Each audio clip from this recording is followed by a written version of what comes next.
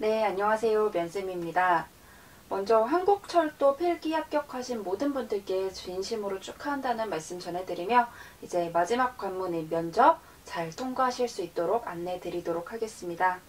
하반기 한국철도 면접 컨설팅 마찬가지로 진행이 되고 있고 교재 문의를 굉장히 많이 주셨는데 이번에도 성형면접 예상 질문과 이번엔 자기소개 예시도 담겨서 그리고 지금 진행되는 강의 자료와 인성면접 질문 등을 담은 그 자료를 판매하고 있으니까 상단 주소나 아니면 댓글에 있는 주소로 신청해 주시면 될 것 같습니다. 한국철도 면접 유형 살펴보도록 하겠습니다. 한국철도 면접은 일단 1분 자기소개와 경험면접, 상황면접을 준비해 주셔야 되는데요. 다른 부분은 다 어차피 다른 기업 준비하면서 동일하게 준비하시는 건데 아마 코레일의 좀 다른 면접이라고 한다면 이 상황면접이 될 수 있을 것 같습니다. 이 상황면접 대비 방법 그리고 어떤 문제가 나올지 그리고 제가 실제로 상황면접 답변을 보여드릴 테니까요. 그걸 보시면서 따라오시면 될 것 같습니다. 먼저 가장 중요한 1분 자기소개 어떻게 준비하면 좋을지 살펴보도록 하겠습니다. 코레일은 뒤에서도 살펴보면 알겠지만 굉장히 조직에 대한 질문들이 많이 나오는 편입니다. 조직 융화나 조직 안에서 어떤 사람일지에 대한 질문들이 꽤나 많이 나오는 곳이기 때문에 소재를 조직 안에서 실제로 내가 업무와 비슷하게 했던 조직 안에서 내가 지원한 직무와 비슷한 업무를 했던 걸 찾아서 해주시는 게 좋고요. 경험꼬리 질문형, 강점 강조형 있지만 저는 개인적으로 1분 자기소개가 가장 강력한 첫 이미지를 남겨주기 때문에 여러분이 가장 자랑하고 싶고 가장 직무와 비슷한 경험을 끌고 오셔서 이걸 자기소개로 만들어 주시는 걸 권해드립니다. 예를 들어 안녕하십니까 어떠한 N번 지원자입니다. 안녕하십니까 공공의 이익을 창출했던 지원자 몇 번입니다. 이런 식으로 말씀해 주신 다음에 여러분이 갖고 있는 가장 자랑할 수 있는 경험을 간략하게 설명해 주시고 이러한 경험을 통해 어떠한 직원에 필요한 어떠한 한국철도의 인재가 되고자 어떠한 전문성과 어떤 역량도 쌓아왔습니다. 입사 후에도 하면서 1분 자기소개 마무리해 주시면 되겠습니다.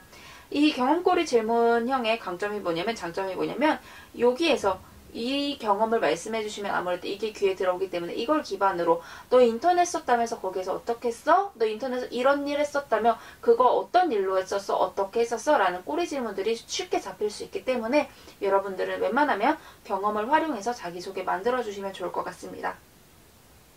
선생님 그럼 그 경험을 어떻게 선별하면 좋을까요? 저랑 같이 볼게요.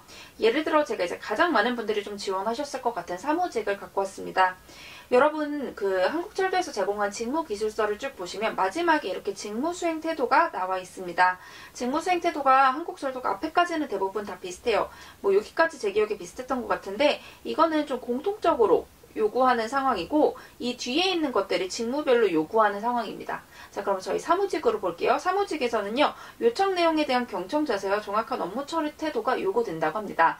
그러면은 사무직은 물론 앞에 있는 꼼꼼함이나 이런 것도 중요하지만 요청 내용에 대해서 좀 듣고 내가 문제를 처리했던 사례에 대해서 말하면 좋겠구나 라고 생각을 하시고 사무 업무를 했던 것 중에 이 두 가지를 살렸던 경험을 여기에 넣어주시면 좋습니다. 근데 선생님 제가 그랬던 경험이 없고요. 딱히 인턴 경험도 없어요 라고 한다면은 아니면 조금 더 스페셜한 조금 더 특별한 경험을 찾고 싶어요 라고 한다면 이 질문들을 스스로에게 먼저 던져주시면 좋을 것 같습니다. 첫 번째, 이 직무를 한국철도에서는 왜 굳이 돈을 주면서까지 채용을 할까? 잠시 여러분 영상 멈추시고 생각을 스스로 한번 답변을 해보세요. 면접관이 여러분에게 묻습니다. 이 직무를 왜 우리 코레일에서는 굳이 돈을 주고 여러분을 채용할까요? 라고 할 때 뭐라고 답변하실지 먼저 정리를 해보시고 그리고 입사해서 나는 어떤 일을 하게 될까를 정리를 해주세요.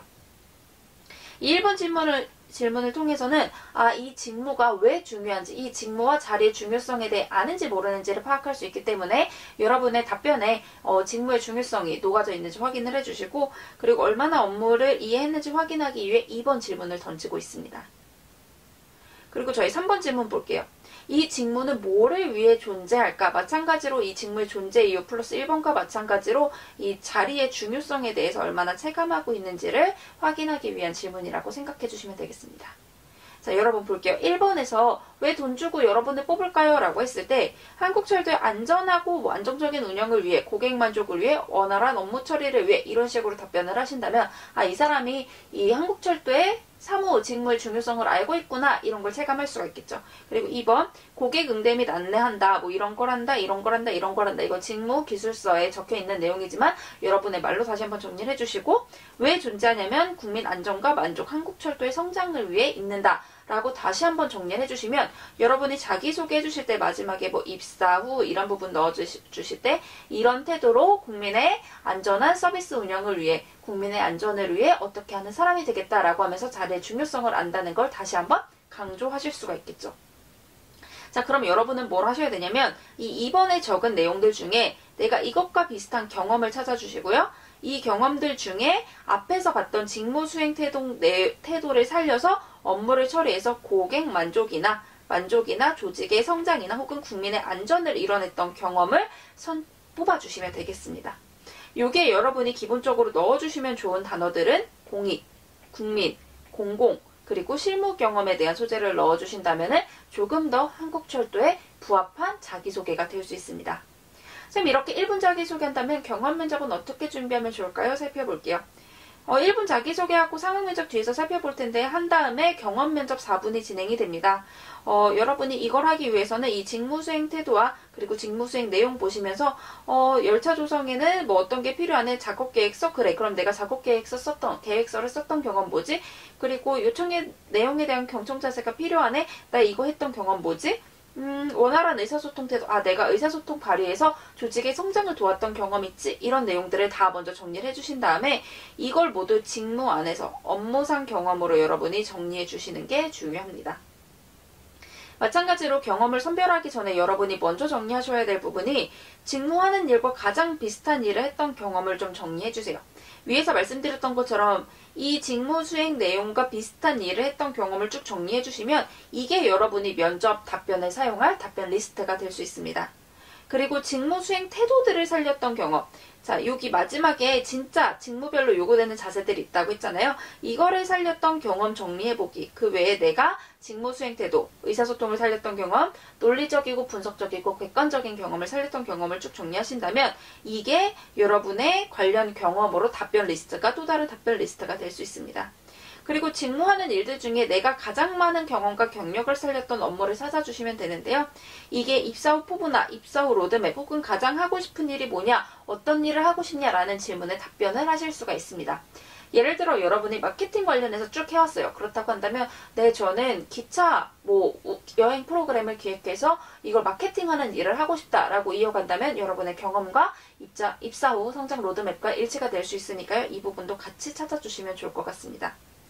기본적으로 준비해야 할 질문 제가 이렇게 쭉 보여드렸는데요. 제가 뒤에서 주로 코레일 인성면접에 나오는 질문이 어떤 유형인지 살펴보도록 하겠습니다. 이런 카테고리가 있는데요. 첫 번째 원칙에 대한 질문들이 좀 나옵니다. 원칙을 지켰던 경험과 지키지 않았던 경험, 그리고 원칙에 대한 개인의 가치관을 묻는 질문들이 나오게 되고요. 그리고 조직에 관한 경험 정리 많이 해주셔야 됩니다. 정말 많이 나오기 때문에 희생했던 경험, 도움을 줬던 경험, 피해를 끼쳤던 경험, 협업했던 경험, 소통했던 경험, 협력했던 경험, 갈등 관리했던 경험 등등등을 여러분이 정리를 해주셔야 되고요.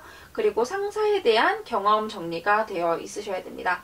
무능한 상사가 어떠하게 표현하는 상사에 어떻게 응대할 것인가, 부당한 지시라면 어떻게 할 것인가 이런 경험들을 좀 정리해 주셔야 되고요. 그리고 기업에 대한 답변 정리.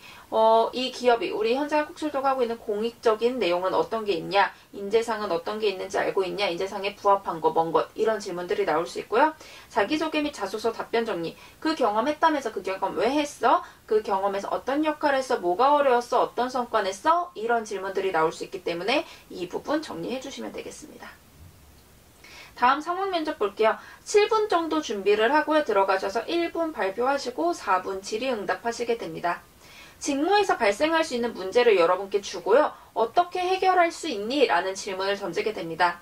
그렇기 때문에 여러분이 예상 문제라도 만들기 위해서는 혹은 답변을 하기 위해서는 직무기술서에 예를 들어 논리적인 자세가 중요하네 혹은 자발적인 자세가 중요하네 그럼 내가 이걸 살려서 해결한다고 해야지 라는 걸 정리하실 수 있도록 직무기술서를 꼼꼼히 분석해 주셔야 됩니다.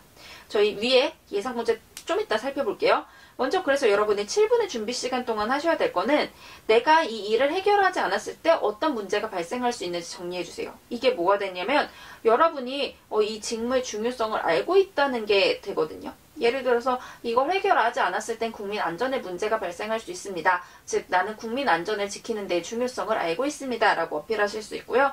그 마찬가지로 이 일을 처리하는데 왜 중요한지, 그리고 여기에서 나의 어떤 직무 수행 태도를 강조하고 싶은지, 그리고 관련된 나의 경험은 뭔지, 어떻게 처리했는지, 나는 어떻게 해결할지를 정리해 주시면 되겠습니다. 네, 그렇다면 제가 이 순서에 맞춰서 한번 답변해 보도록 하겠습니다. 안녕하십니까. 3번 지원자입니다. 만약에 보고서를 빠르게 완성해서 넘겨야 하나 다른 부서의 협조 미흡으로 보고서를 작성하지 못하는 상황이 발생한다면 이는 자칫 조직의 효율은 물론 국민의 안전 그리고 신뢰까지 문제를 미칠 수 있기 때문에 저는 최대한 이 문제를 해결하도록 하겠습니다. 이를 위해 저는 제가 바로 자료를 받아 완성할 수 있는 장표를 미리 완성한 후에 다른 부서에 넘어가 제가 할 수 있는 업무를 도와주며 빠른 업무 처리를 이뤄내겠습니다. 실제 타 공사 인턴 당시 저희가 빠른 보고서 작성이 필요했으나 타 부서의 마감으로 인해 자료를 받지 못하는 상황이었습니다. 이때 저는 바로 보고서를 작성할 수 있는 장표를 제작하여 자료가 오면은 바로 제출할 수 있게 모든 준비를 완료해 두었고 상사에게 이에 대해 보고하였습니다. 이후 타 부서에 넘어가 마감이나 그 외에 제가 도움을 줄 수 있는 부분을 찾아 도움을 주며 업무 속도 진척을 도왔고 그 결과 빠르게 자료를 받아 보고서를 기한 내에 제출할 수 있었습니다. 입사 후에도 이처럼 제가 할 수 있는 일을 미리 처리하고 상사에게 보고하고 그 업무를 체계적으로 처리하고 협업하여 국민의 신뢰 확보에 도움을 주도록 하겠습니다.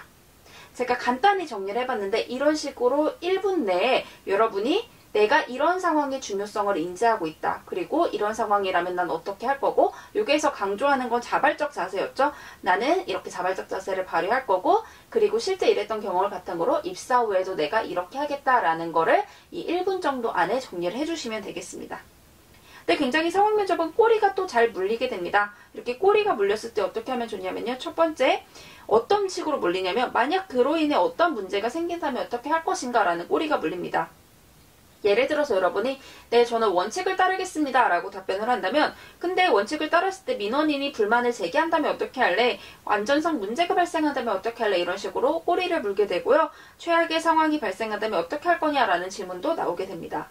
만약 그런데 부서에서 협조를 해주지 않는다면 예상대로 문제가 처리하지 않는다면 어떻게 할 거냐 혹은 고객이나 대상이 참여를 원하지 않는다면 적극적으로 참여하지 않는다면 이라고 하면서 이 질문에 대한 대상의 반발이 심하다면 어떻게 할 것인가 라는 질문을 던지게 됩니다. 이때 무조건적으로 내 고집을 부리기보다는 직무수행 태도를 기억하시면서 직무수행 태도에 맞춰서 국민의 안전과 신뢰에 대한 내용을 인지하고 이거에 대해서 답변을 해주시면서 아 나는 어떻게 하겠다 그런 상황이라면 어떻게 하겠다라는 여러분의 문제 해결력과 대처력을 보여주시면 되겠습니다.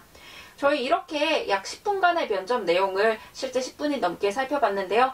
여러분 이 내용 다시 한번 쭉 훑어보시면서 아 내가 완전히 직무에 동화돼서 내가 이런 상황이라면 어떻게 하겠다. 나는 이런 경험이 있는 것처럼 직무에 일치하는 사람이다 라는 걸 끊임없이 강조를 해주셨으면 좋겠습니다. 여러분 너무 고생 많으셨고요. 꼭 남은 관문 좋은 결과 얻으시길 바라겠습니다. 고생 많으셨습니다.